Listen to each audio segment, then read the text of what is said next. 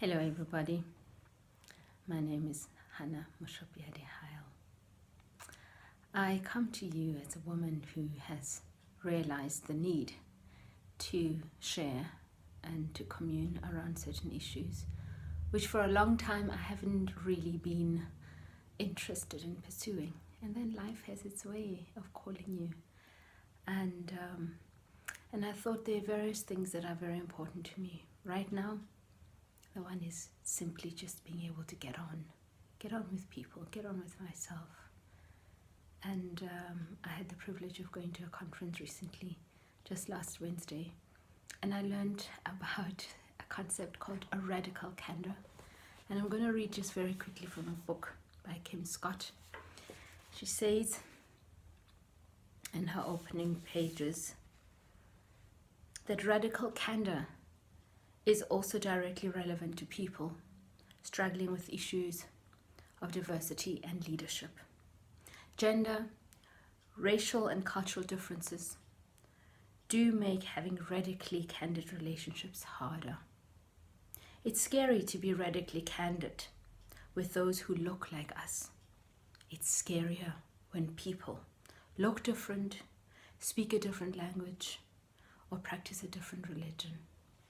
We are all more likely to be ruinously empathetic or obnoxiously aggressive or manipulatively insincere toward people who are different from us.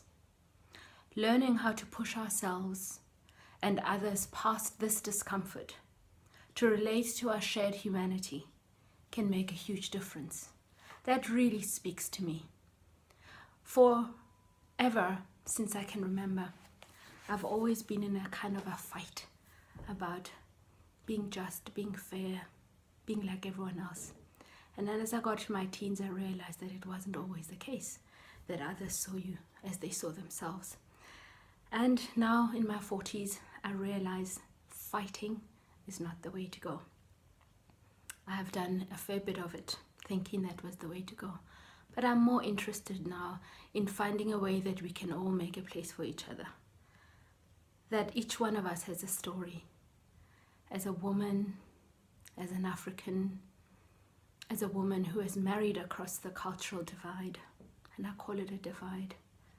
Sadly, it still is. And from a religious point of view, there are various views at the table where I exist. And I think our collective creator has made all of us. And all of us need to find a way to be able to get on with each other. And I have come to a point where I realize that one of the things that's important to me is to look within and to find the truth that was deposited there before I was aware of my own consciousness. And there are three groups of themes that come up for me. And together they spell the word air. And in my 40s, I have come to realize, and thanks to my husband being the closest human being in my life, I thank him for the lessons that he has provided for me, for the self-reflection that he's enabled, and also for the genuine tough growth that I've had to go through in order to arrive where I am.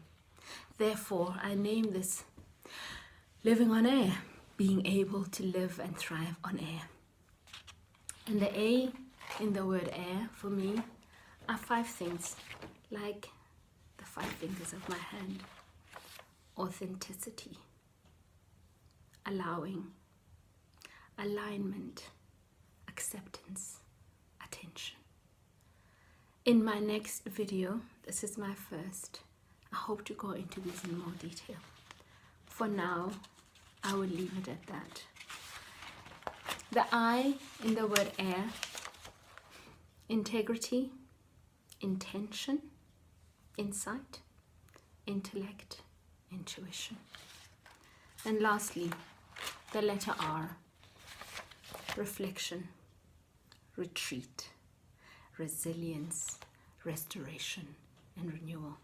I've always loved words, and I'm very grateful that I've listened to a holy man who recently encouraged me and many of his followers to really look within and ask, What is it that is uniquely us? What is it that burns from within?